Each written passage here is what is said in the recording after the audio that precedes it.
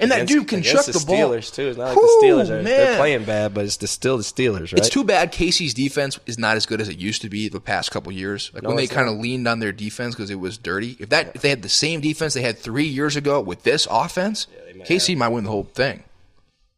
Could. I mean, they're still going to be a threat. That defense, I mean, it's Andy Reid. You know the defense is going to get better, right? So it's going to get better. But while we're talking basketball, Jimmy Butler didn't make either of our lists. I guess he met with the Timberwolves yesterday in L.A.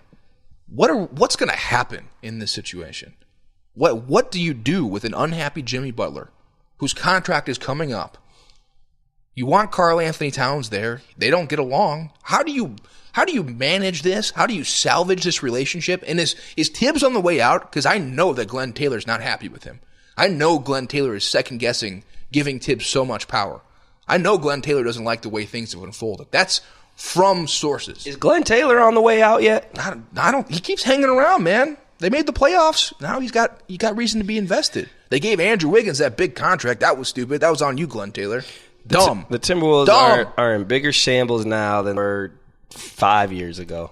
Yeah, probably. The only thing that's saving them is the fact that they do have Karl Towns. Jimmy's gone. So what do you do with him, though? That's my question. You got to trade him. You trade him. Do you trade him now or do you trade him at the deadline? What do you do? Trade him now. Trade him now before the season starts. I trade him now for Kuzma, just so LeBron can have Jimmy Butler. And I like Kuzma, though. Yeah, sure, whatever. I don't really care about the Timberwolves. I'd like Jimmy Butler.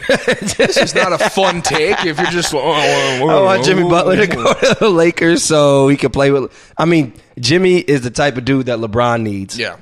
But they need each other. If you're the Timberwolves, yeah, I mean, you got to trade Jimmy Butler. I hate to be the one to say, I actually love to be the one to say I told you so, but again, I said when they traded for Jimmy Butler, it's the dumbest thing the Timberwolves could have done.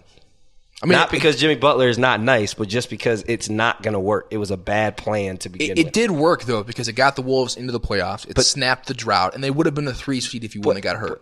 I don't think they would have necessarily been the 3 seed if you didn't get hurt. They were in the 3 seed by like a game. Fine. Yeah, okay. But that doesn't matter. but I don't think it worked, and that's the problem why the Timberwolves will never be good, because you work because they got the 8 seed in the playoffs and snapped the drought. Who gives a damn? Be bad Wolves for the fans, next... Wolves fans do. Yeah, because Wolves fans it needed to happen. Wolves fans are tripping. What needs to happen is hang on to the young stars, and instead of just snapping the drought when they make the playoffs, I agree. They should have kept Chris Dunn. They should have kept them all. Zach LaVine. They blew it up. They had a chance to be really good for a long time. They could have waited until the Warriors' window was closed, and then those guys could have been in their prime, and they could have won some games.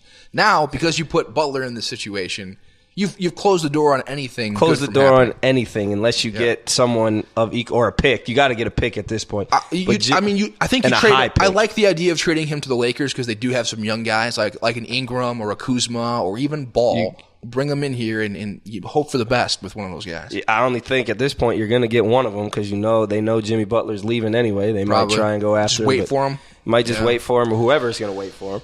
But Butler is a smart dude. He knows he's 28 years old. He has probably 3, 4, 5 years of being a superstar and winning. Yeah, he's gonna go somewhere where he wants to win. I hope he does. I wish the best for him. He's too good, and he's a fun guy to be around, and he works so dang hard. And it's sad that Wiggins and Towns couldn't elevate their games and their work ethics to be on his level because he brings a certain culture, and he just wants those guys to care as much as he does. He wants them to work as hard as he does, and they don't. And that's sad. It's too bad. It's a reflection on Wiggins and Towns for not having that same mentality and not caring enough to be great like Butler. Because Butler he's a guy that got everything he has by working his butt off. He wasn't always the most talented dude. He was a second-round pick. First round. But was he a first-round pick? Late first round? Okay. Last pick, yeah. Last pick of the first round.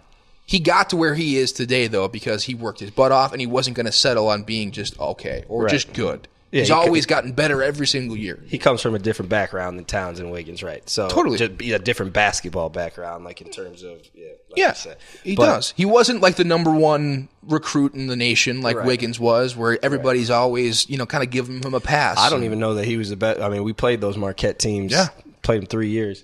And I don't know that he was even the best player outright on those Marquette teams. There you go. With Jay Crowder. And I mean, obviously, any given night, he probably was. But he's too good. Just think how dangerous the Wolves would be if Wiggins cared as much as Butler did. If he See, here's the thing, though, because one thing that does, Jimmy has that kind of those rumblings. He didn't get along with D Rose either. No.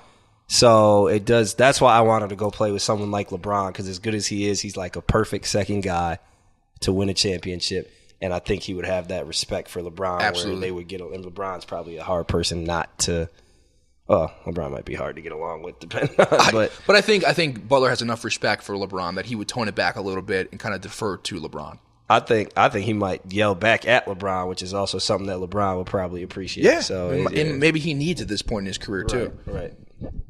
Why are you rubbing the mic? Because I had to rub my hand. Man, talking to the mic. Stop watching what I'm doing. What are you doing? What are you doing? You're like Perk. Perk does that all the time in the locker room. He just like starts like caressing the microphone. You're like, I can hear that, man. It's like we go back and we play the interview, and it's just like the guy's like giving an answer, and it's like, okay, Perk, that's what I was telling you. Like this, when you're doing this, the mic picks it up. It's a microphone, man. Just hold it steady. Yeah, you're being Perk over there. Soft, yeah, I know it's soft. Yeah. Everybody at home can hear that. This, when you do that. Okay, all right. We're gonna wrap the show up right here. I want to bring the big butt back for one second here. I want to do a big butt. All right. I hated on PJ Fleck before the season, but I was wrong to do so. I think whatever PJ Fleck is selling, the guys on that team have bought in enough that it's working. It doesn't matter what the media thinks. It doesn't matter what all these, armchair quarterbacks think. As long as the players buy into what PJ Fleck is selling, and they have definitely bought in, the Gophers can win games and be successful this year. They've already won out their non-conference schedule. They're one of the only Big Ten teams that are still undefeated, and they have a very easy go at it in the Big Ten. PJ Fleck could win 7-8 games this year with a team that's starting a lot of freshmen. PJ Fleck, props. I was wrong. Gopher fans, sometimes I just like to give you grief just to give you grief.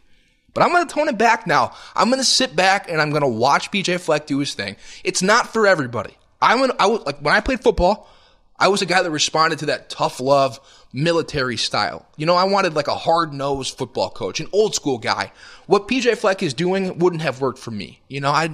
I don't like it when a football coach wants to relate to me as a kid. It doesn't do anything for me. I want to kind of have that like father-son relationship, where it's like tough love. That's what I like. That's what I'm into. But obviously it's working for these guys, and they're off to a great start. And Tyler Johnson is going to be an NFL player someday, representing Minneapolis North. Good for him. He was a quarterback in high school. He's made the transition to wideout, and he might be the best wideout in the Big Ten. Props to Tyler Johnson. Props to PJ Fleck. Man, what in the hell are you talking about? What you going to say next week when they lose to Maryland? They're not going to lose to Maryland. If they lose to Maryland, first of all, I'm looking at the schedule right now. If they lose, they're losing to Ohio State, to Maryland, might lose to Nebraska. If they lose to Maryland, I'll let you shave my head. I'll let you shave my head. Oh my god! And film it. If they lose to Maryland, they're not going to lose to Maryland. I'll let you shave my head to a buzz cut. Is 7 games good? For what they have right now, yes, it's a very freshman-heavy team, and they lost their star running back, Rodney Smith, out for the season. It's good. 7 games is good. Yes. Wisconsin lost, bro. Your Badgers lost, man. They did lose. I know you're salty because they lost to BYU. Listen, I'm really not that salty. That's something. I'm really not that salty. It's just something that happens. It's okay. He's salty. We're going to close the show with that. Thanks again to Punch Bowl Social. Annex Panda, play us out.